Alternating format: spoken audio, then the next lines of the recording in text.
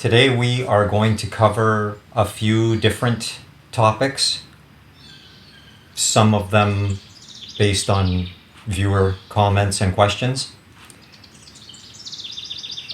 But first, I want to clarify something that's essential before we dive in, and that is about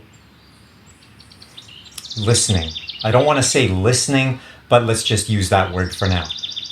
About observing, and not with your eyes or your ears, just expanding your consciousness in whatever way it is. In this case, it's going to be mainly listening, of course. But it applies in every way. Whatever it is you're doing to expand your consciousness, keep this in mind.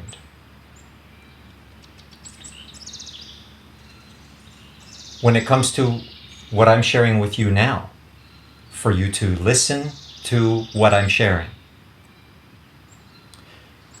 it's not that I'm trying to tell you how to think or what to think or anything like that. I'm simply sharing things that I have experienced or thought about or whatever it may be. Now, here's the key. And again, this applies to every domain, not just listening to some idiot on YouTube. In the case of what I'm sharing with you now, the way that we are taught to listen, the way that we are conditioned to listen, and not to the red squirrel. I don't know if you could hear that. Is wrong. It doesn't work. The way that we've been taught or conditioned does not work. The red squirrel agrees. And here's why. Well, it's interesting. I'm going to explain why and how. And this is another thing. We're going to be going down some rabbit holes in this conversation. But let's start with the why and then the how. Why is because of the way that we have, over the thousands, tens of thousands, hundreds of thousands of years of human history, developed our MO, our default setting for the way that we think. And even that is not done correctly. I could do 100 videos about all these things that I'm putting in air quotes here. And we will get to them eventually, maybe. As a quick aside, I'm letting you know before I say so on my main channel that it looks like I'm going to be selling my forest and changing my whole life. Because I'm just spending way too much of my time and energy on the forest, and there's so many other things that I need to do with the time I have left. So, if that happens, if I can find the right buyer to buy this place and take over my work here, one day soon, I should have a lot more time to make videos and maybe even have in-person discussions with people and all kinds of other wonderful things that I just don't have time for now. It was really hard for me to come up with the time to make this video today. I've just got so many things to do here in the forest. And I'm really falling behind on them. So anyways, the way that we have been programmed and conditioned over hundreds of thousands of years to think is wrong. It's self-destructive. And you just have to look around at the world around you and the way things are right now to see how everything is falling apart. And it's as a result of that inability to think correctly, to hear correctly, to see correctly, to expand your consciousness correctly. Correct is a horrible word, but I don't have time to get the right words for you. So forgive me for using a bad word. You know what I'm saying? Effectively. Let's use that word for now. And so that's the why. And I can go way deeper into that, but we don't have time. So maybe one day I'll make another video or 10 exploring the why of that. So now let's get into the how. And this is the part that I really need to get across so that you can try to see it. And then it will become part of you, and you won't have to try to do it. You just have to try to see it, and then it will just come to you.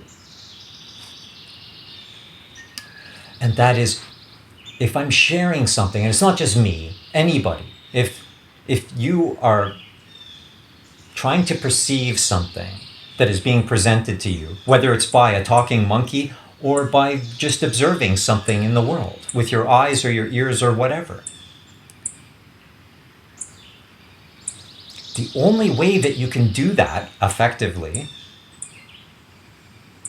is to start with a clean slate. To not be influenced.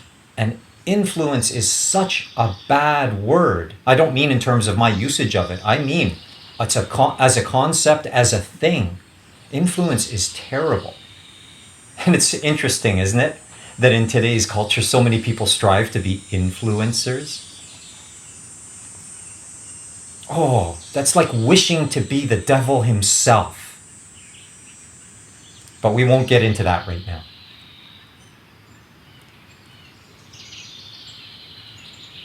If you can absorb something, whatever it is, again, even just this idiot talking to you right now,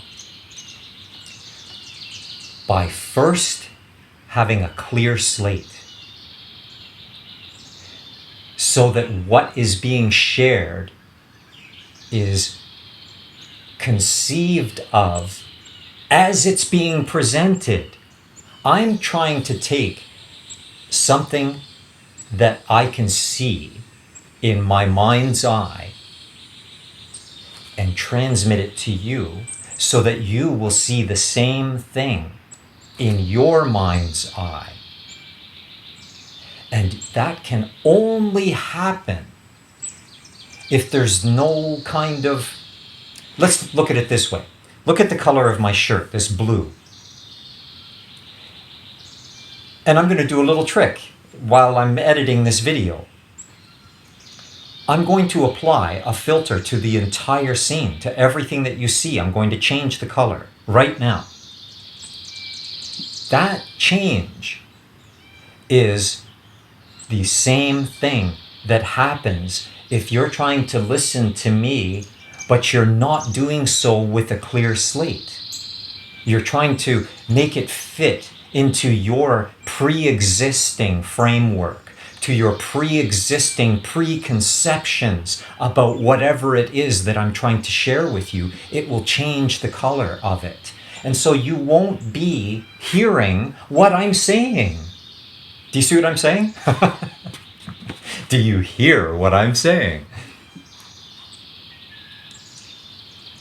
And so that's the critical aspect of this that I wanted to get across before I get into those other things that I'm going to share with you, is pay attention, and not just in this example, but at all times, to how what you are observing, whether it's with your eyes or your ears or whatever other way, is being altered, is being influenced by your preconceptions, whatever they are.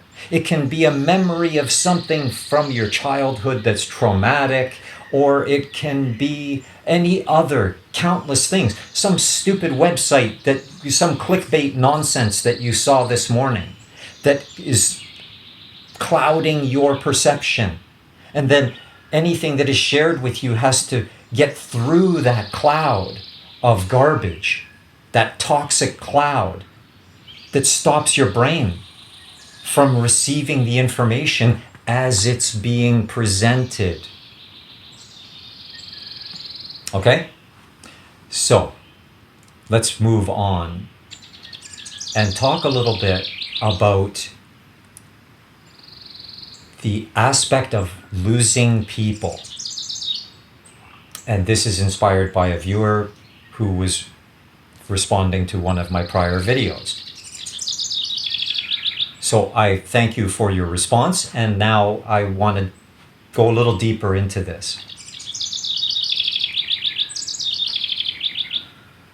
An interesting thing happens, and this actually relates beautifully. It dovetails perfectly with what we have just established about the alteration of your perception. Sorry, I was distracted by a woodpecker there. I like that sound. Finding bugs in trees and getting rid of them. It helps the tree. Anyways, when we interact with other people, it happens in both directions of that interaction, that it's almost non-existent to have an interaction with someone where you are not engaged in some sort of prejudicial preconception. And this can happen in so many ways, especially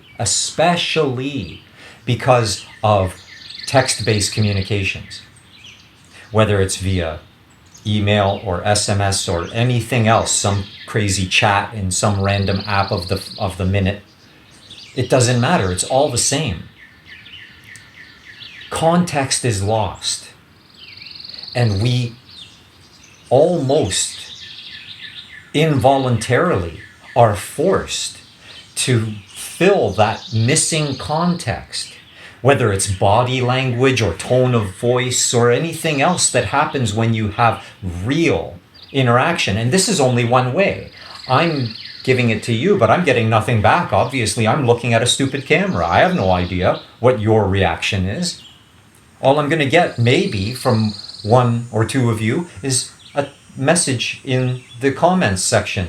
And usually those are heavily biased in some one way or the other. And it doesn't matter whether that bias is positive. Oh, the coloring on my fingers is because I'm still picking mulberries, in case you're wondering. Why are his fingers weird? That's picking mulberries. Anyways, whether it's positive or negative, so-called, it doesn't matter. It's equally detrimental to the accurate transmission of whatever it is that you are trying to send. Because we have to be able to use all of the different cues to our consciousness to understand what the other person's consciousness is trying to portray, to share, to express. And doing that via text is just so destructive, so harmful. And if we look at the first thing that I shared with you and apply it to this, see what happens. There's a deer right now at the mulberry tree, and I'm going to see if I can point the camera at it so that you can see it. So we're going to pause for a second. Well, we'll see what happens when I get up. Hi, deer. You going to stay? The deer is looking at me right now. Are you going to stay? I want to point the camera at you. Okay? Are you going to run away? Yeah, there it goes. Okay, well, you didn't get to see the deer, but I'll show you a picture of it that I just took yesterday. Okay, so where was I? Yes. That prejudicial aspect that presents itself when you are texting in any way, shape, or form.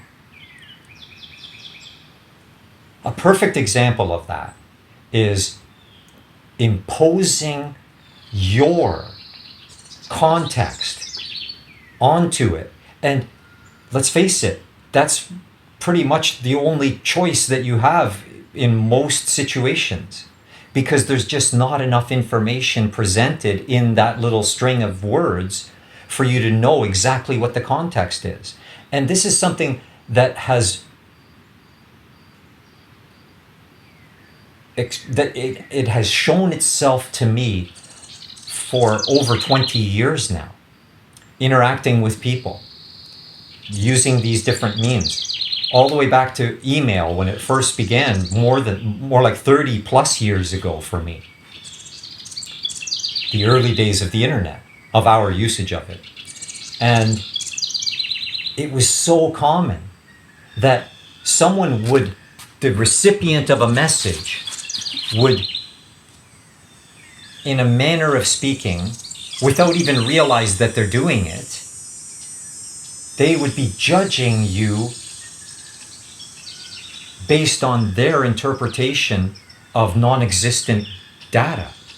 And instead of asking for you to clarify what it was that you meant by something, they simply choose to impose whatever they think you meant.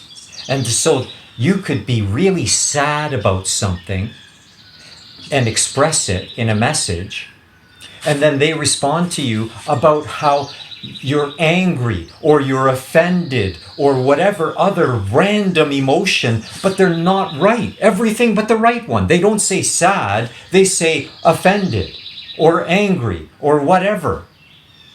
And it's just wrong.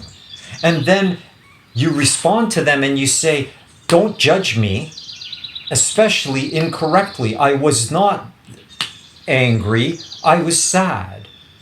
And then they will respond by judging you again. And so, you see, it just falls down and it gets worse and worse and worse. And if you try to correct their misinterpretation, then they get offended, which just shows to go you that 99 out of 100 times humans engage in something called projection. And so they will accuse you of doing the very thing that they are doing. And so if you can keep that in mind, when someone falsely accuses you of something via text or any other way, and just stop for a split second and say, oh, I think they're projecting, that will change your response. You don't have to take the bait. You can simply say, oh, I see, they're offended, and so they think that I'm offended, and because they're trying to lay that on me. And so you don't have to be negative in your response. You don't have to respond at all. Again, 99 times out of 100, the best thing to do is not to respond. Because if someone has made up their mind about something because they filled in some missing information with whatever it was that was quick to grab, trying to get someone to change their perspective on something is almost impossible. And if you really get to know your ability to engage in what's called theory of mind, where you can put yourself accurately into someone else's shoes, into their, brain pan, if you will, and see through their eyes, then you can avoid these traps and not get into painful arguments where all you're trying to do is to correct an error made by the other party, and they see that as you trying to defend yourself. And everything is so twisted now in our culture and our society today that defending yourself is seen as attacking the other, when all you're doing is trying to correct an error that they made. And unfortunately, the reality of it is that they did not necessarily make that error, because that error could, if you go deep enough, be your fault because you did not express clearly enough, and it may be simply because you didn't have enough time or enough words. Maybe the silly method that you were using to send your text message limits you to 160 characters or whatever. So how on earth can you get an accurate representation of what you're trying to express in such a small thing? And so you count on the other person to share your baseline. And if they don't, if they have a different color filter, then they're not seeing blue. So it doesn't matter what you say. And so you see, that's where the error could lie. And so it's neither yours nor the other person.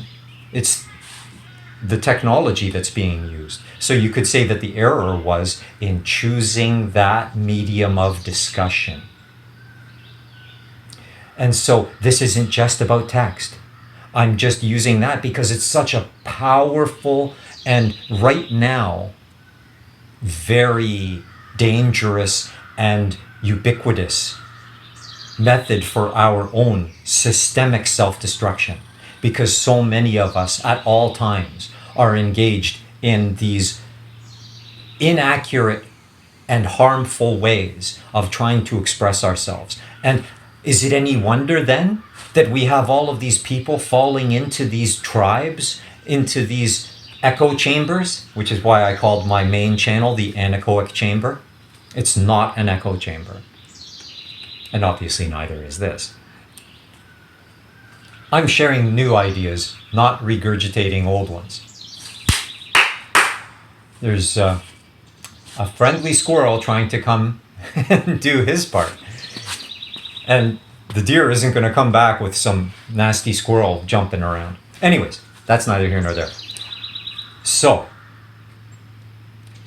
see if you can, without any color filter of your own, what it was that I just shared with you. And see how that applies to your own interactions with people. And how it could very well be. In fact, I would say there's a very high probability that each and every relationship that you have with people that is under strain right now, there's a very high probability that it's largely due to these kinds of contextual errors that lead to, and it's not just errors, it's lack of content that leads to these kinds of misinterpretations. And that's a whole other topic to talk about our tendency to interpret. And that goes all the way back to the first thing I was talking about that filter. It's the same thing. Instead of having that empty slate, that clean slate that is not biased by any prejudicial memories or preconceptions, because believe it or not, things change. The whole universe, the only constant in the whole universe is change. So things will change, including people. But you have to give them the chance. Because if you're busy constantly pigeonholing someone because of something that they inadvertently or maybe even did not do or say or whatever, but you believe it or whatever, you've been led to, or it doesn't matter. Whether they did it or not doesn't matter. The point is, that was then, this is now. And we can help each other to grow and to become better inside. Because if we are better inside, we become better outside. So if we help each other to heal, to grow inside, well, it not only helps the other person, it helps you as well. Because there's no better feeling than helping someone, which is what I'm trying to do right now with you.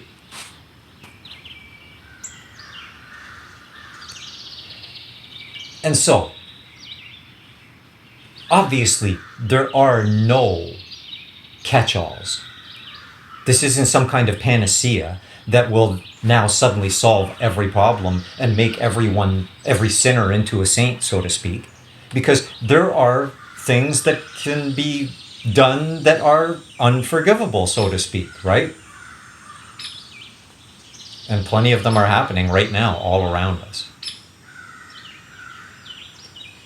But that doesn't mean that everything everywhere has to be raised to the nth degree, that some little argument on whatever messaging format or whatever has to be a global thermonuclear war. It's not like that. Everything isn't black or white. There are shades of gray. In fact, there's nothing that does not have a shade of gray. Everything is on a spectrum. That's for another whole video series. Oh my, I just realized I've spent too much time on the first topic and there's so much I wanted to talk about. But the sun is climbing in the sky and I have so much I have to do. So I'm afraid I'm going to have to end the video now. And there was so much I wanted to talk about. And I didn't even finish this topic, not even close. But I think I gave you some things to consider and maybe listen again to this and maybe find that what you hear is different the second time than it was the first time.